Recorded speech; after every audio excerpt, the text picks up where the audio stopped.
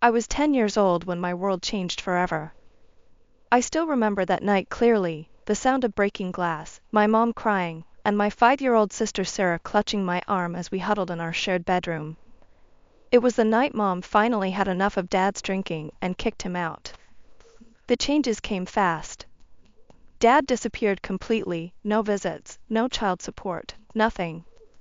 Mom had to work longer hours at her office job, leaving me to pick up the slack at home.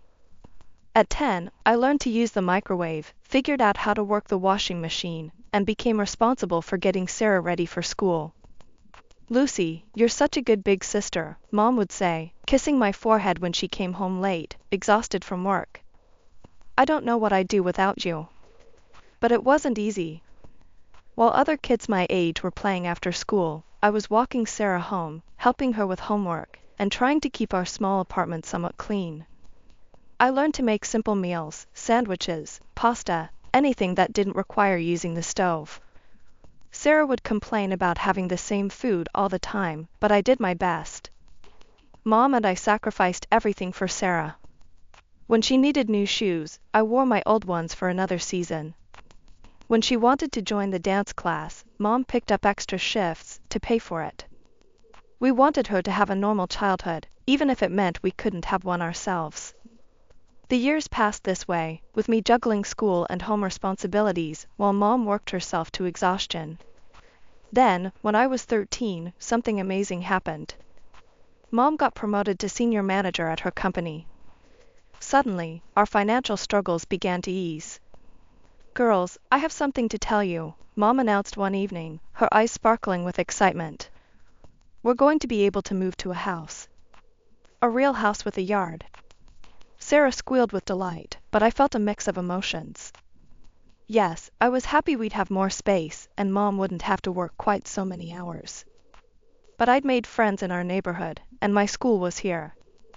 When Mom said I could stay at my current school, I felt relieved. Sarah, however, was enrolled in an expensive private school across town. Several years have passed since then. Mom earned well, and I was able to continue my studies after school. The day I left for college was bittersweet. Mom helped me pack my few belongings into her car for the 3-hour drive to State University, while Sarah lounged on the couch, barely looking up from her phone to say goodbye.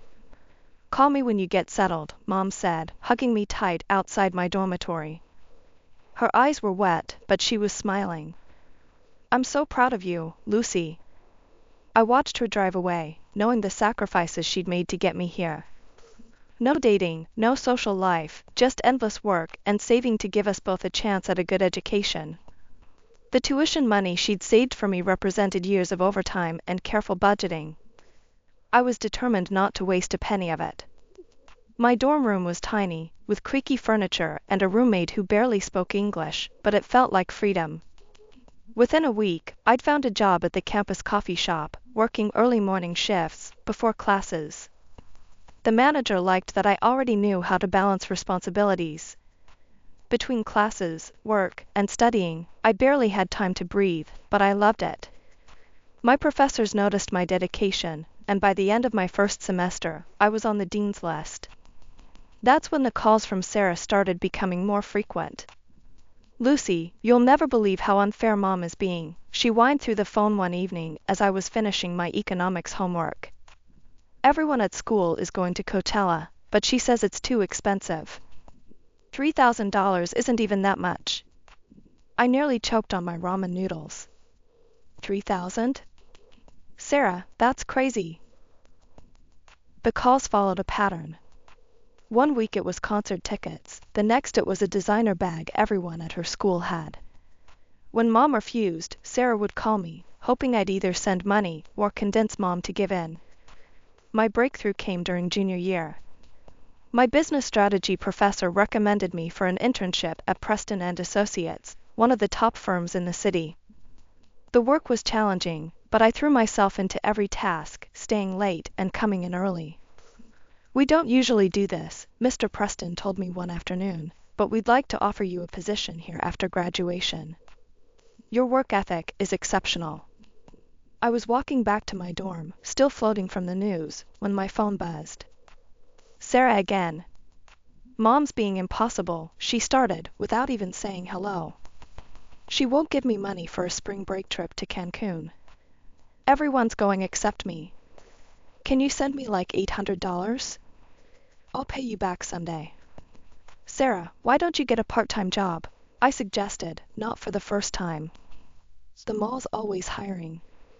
You could earn your own money for things like this. Ugh, as if. You so boring and responsible all the time. No wonder you don't have any friends at college. All you do is work and study. She hung up before I could respond.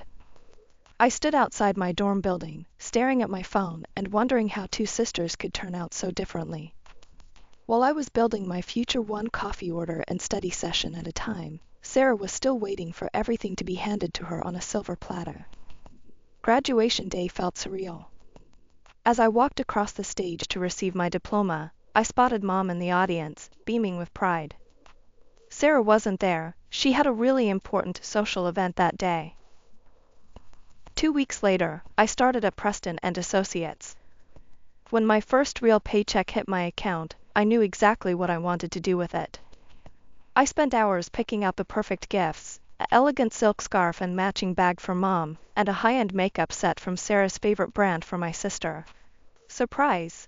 I called out, walking into our family home one Friday evening. Mom was in the kitchen, cooking dinner as always. Lucy, Mom rushed to hug me.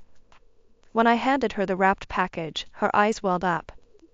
Oh, honey, this is too much, she whispered, running her fingers over the silk. Nothing's too much for you, Mom. Sarah clomped down the stairs then, already frowning. I thought I heard your voice.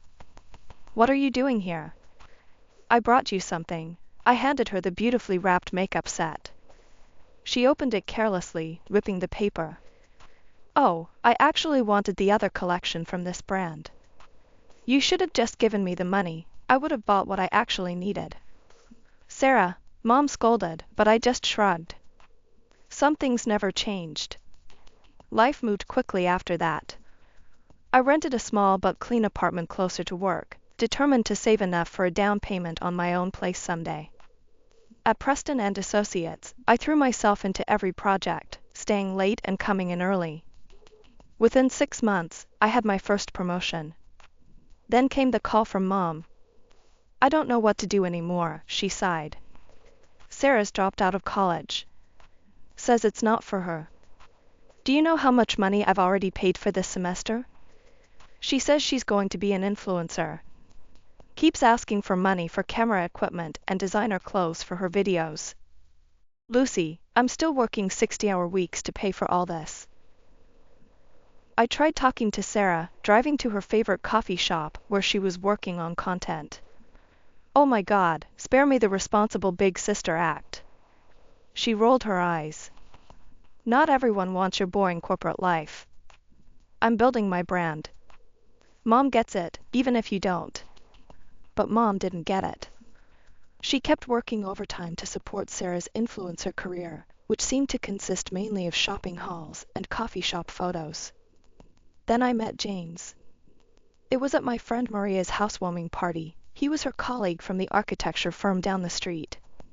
Want to grab coffee sometime? He asked as the party was winding down. One coffee date turned into dinner. Dinner turned into weekend trips, and before I knew it, a year had passed. When he proposed, it felt right. We moved in together in my rented apartment, planning to save for a house. By then, Sarah had her own place too, funded by Mom, of course. She'd gotten a job at an upscale boutique, though it seemed more about the employee discount than actual work. The call came on a Tuesday morning. I was in the middle of a presentation when I saw Mom's number flash on my phone. Something in my gut told me to step out and take it. Lucy? Mom's voice was small, unlike I'd ever heard it before. I need you to come to the hospital. The doctors, they found something. The next few hours passed in a blur. I drove the 3 hours to my hometown, my hand shaking on the steering wheel. Cancer, stage 3. Words like aggressive treatment and survival rates bounced off the sterile hospital walls while I held Mom's trembling hand. All I could think about was how small she looked in that huge hospital bed, this woman who had always been our family's foundation. Mom had to quit her job, despite her protests that she could still work. Thankfully, her years of careful saving meant she had enough put aside for treatment. She'd always been preparing for some unnamed future emergency. I just never imagined it would be this. The first rounds of chemotherapy were brutal. I'd drive to Mom's house after work, help her to the bathroom, make dinner, and try not to let her see me cry as more of her hair fell out. The 3-hour drive back home in the dark was exhausting, but I couldn't bear the thought of her being alone. Sarah should be here to see this, Mom whispered one evening as I was preparing her favorite soup. She should know. I called Sarah that evening on my drive home. Mom's asking for you. I'm really busy right now, Lucy.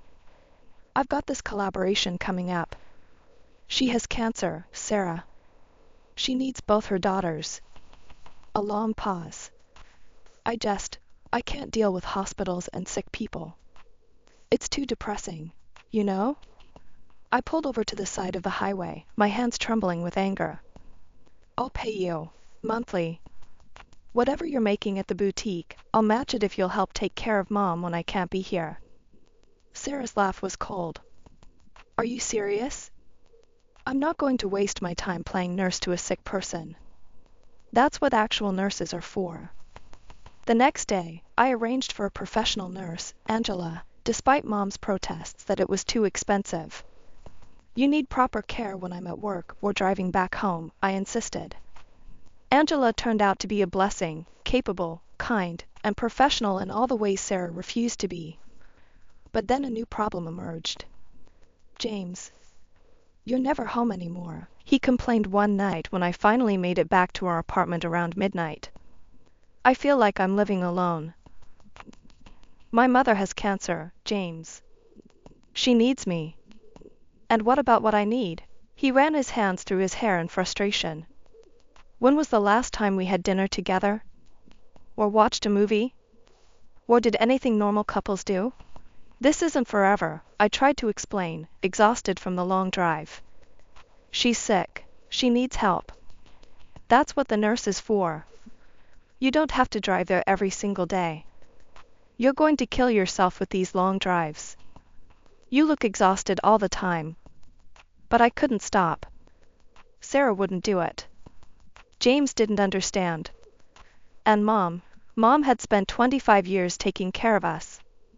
How could I do any less for her now? As the weeks of Mom's treatment wore on, I started noticing uncomfortable similarities between James and Sarah. They both had the same way of shirking responsibility, the same talent for making excuses, the same aversion to anything that wasn't fun or easy. I first noticed it during one of our weekend visits to Mom's house. While I was upstairs helping Mom with her medication and making sure she ate something, I could hear laughter floating up from below. James and Sarah were sitting in the living room, sharing jokes and stories like old friends. Honey, Mom whispered, go tell them to keep it down. I went downstairs to find them sharing Sarah's phone screen, both grinning at something. Could you two please keep it down? I asked, trying to keep my voice level. Mom's trying to rest. And James, could you come help me with her lunch?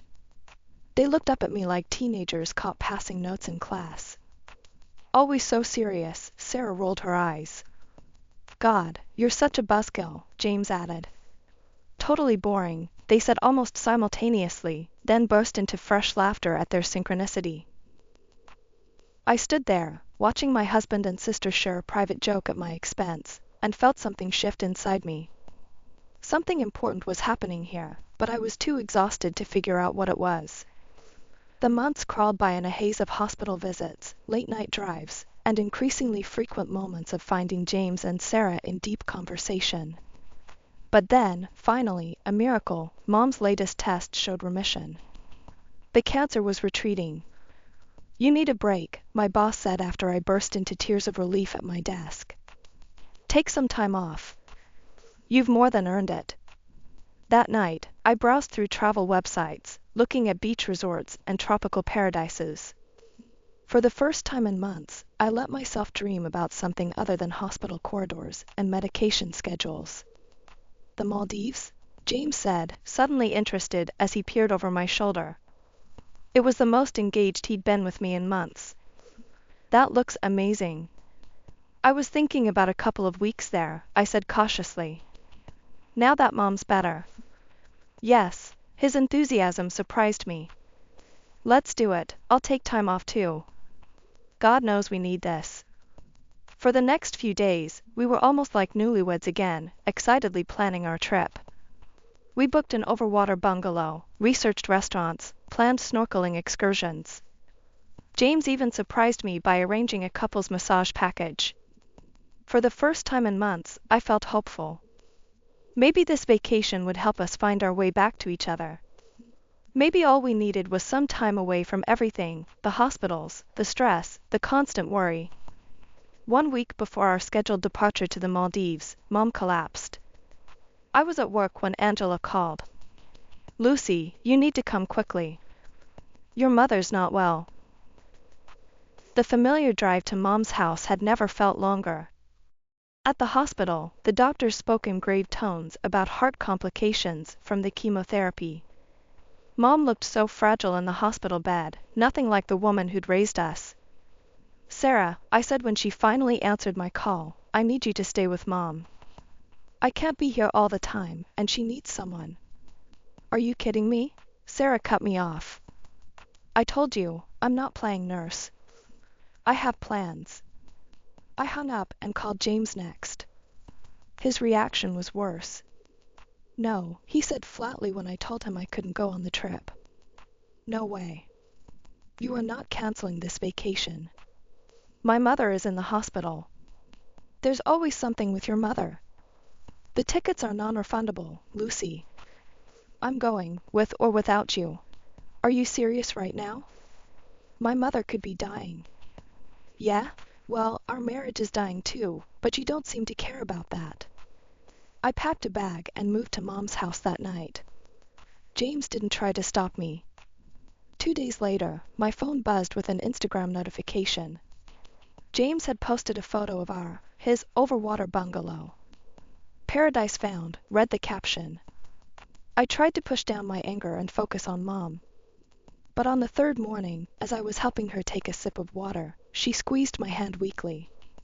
Lucy, she whispered. I'm sorry.